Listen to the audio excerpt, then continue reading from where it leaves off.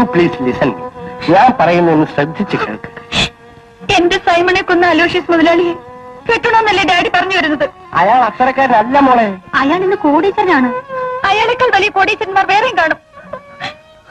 അയാൾ നല്ലൊരു തുക ഇങ്ങോട്ട് തരാമെന്ന് സമ്മതിച്ചിട്ടുണ്ട്. അമ്മയ്ക്കും പണമാണ് ആവശ്യം അല്ലേ? ചത്തവന് വേണ്ടി കാത്തിരുന്നിട്ട് എന്ത് കാര്യം? ഞാൻ പറഞ്ഞതനുസരിച്ച് അയാൾ കല്യാണത്തിന് മന്ത്രകോടി വാങ്ങിക്കഴിഞ്ഞല്ലോ. അത് ശവക്കൂടിയായി മാറാൻ പോവാണ്. നിനക്ക് സൂയിസൈഡ് ഇല്ല, ഞങ്ങളോ? ഇവിടെ ആണെങ്കിൽ കഴുത്തറ്റം കടമാ. ആ കടം എങ്ങനെ വീട്ടാനാ? നിങ്ങൾക്ക് സുഖമായി ജീവിക്കാൻ എന്നെ വിൽക്കണമല്ലേ?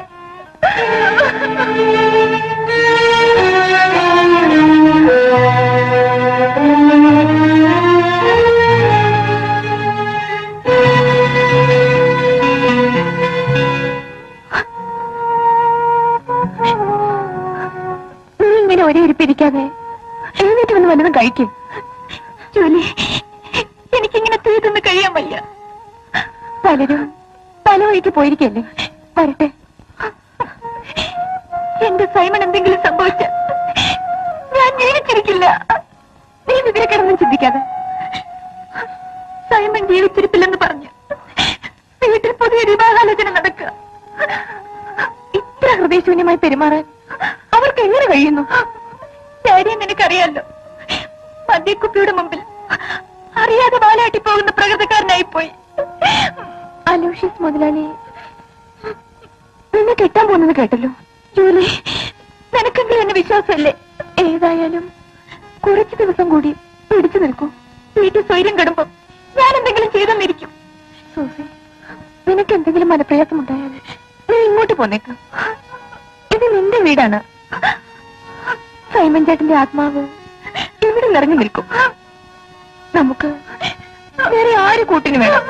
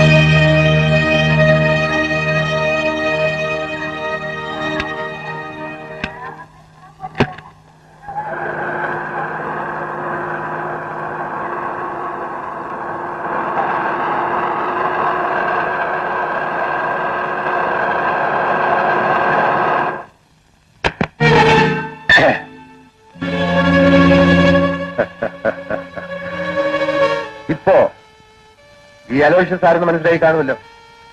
എന്റെ ജീവചരിത്രത്തിൽ പരാജയത്തിന്റെ അധ്യായങ്ങളേ ഇല്ല.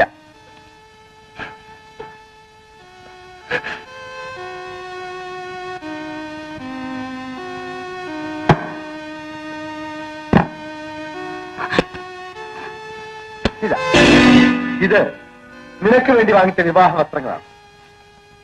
ഈ മന്ത്രകോടി ശവക്കോടിയാക്കി മാറ്റുമെന്നല്ലേ നീ ഭീഷണി മുഴക്കിയത്? തുറക്കട്ടെ. രണ്ടിലൊന്ന് ഇപ്പോൾ ഇവിടെ വെച്ചറിയണം.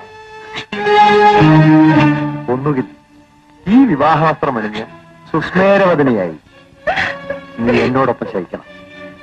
ഇല്ലെങ്കിൽ നിന്നെ കൊന്ന് ആ ശവശരീരത്തിൽ ഈ കോടി ഞാൻ അണിയിക്കും. രണ്ടിലൊന്ന് വേഗം വേണം. ഏതായാലും ഒരേ വികാരത്തോടെ ഞാൻ സ്വീകരിക്കും. പിന്നൊരു കാര്യം, ഈ മുറി എന്റെ സാമ്രാജ്യമാണ്. ഇതിനകത്തു നിന്ന് നിനക്ക് രക്ഷപ്പെടാനാവില്ലെന്നറിയാമല്ലോ. ആത്മഹത്യ ചെയ്യാൻ പോലും നിനക്ക് പറ്റില്ല. എനിക്കൊരു അപേക്ഷയുണ്ട്. നിവേദനം കേൾക്കാൻ ഞാനൊരു ഭരണാധികാരിയോ പട്ടാള തലവനോ അല്ല. ഞാൻ നിന്റെ ഭർത്താവാണ്. ഞാൻ മറ്റൊരാളിന്റെ കാമുകയാണ്. മണ്ണിന്റെയും പെണ്ണിന്റെയും കഴിഞ്ഞകാല കഥകൾ അന്വേഷിക്കുന്നത് മൗഢ്യമാണ്. കൈവശക്കാരന്റെ സാമർഥ്യം പോലെ നന്നാക്കുകയും നാശമാക്കുകയും ചെയ്യാം. അങ്ങയുടെ ചെറുമകളുടെ പ്രായമല്ലേ എനിക്കുള്ളൂ. നീ ബുദ്ധിമതിയാണ്.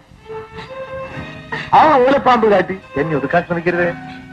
ആദ്യ രാത്രിയിൽ ഭർത്താവ് ഭാര്യ ബലാത്സംഗം ചെയ്യുക അതൊരു രസമുള്ള അനുഭൂതിയാണ്.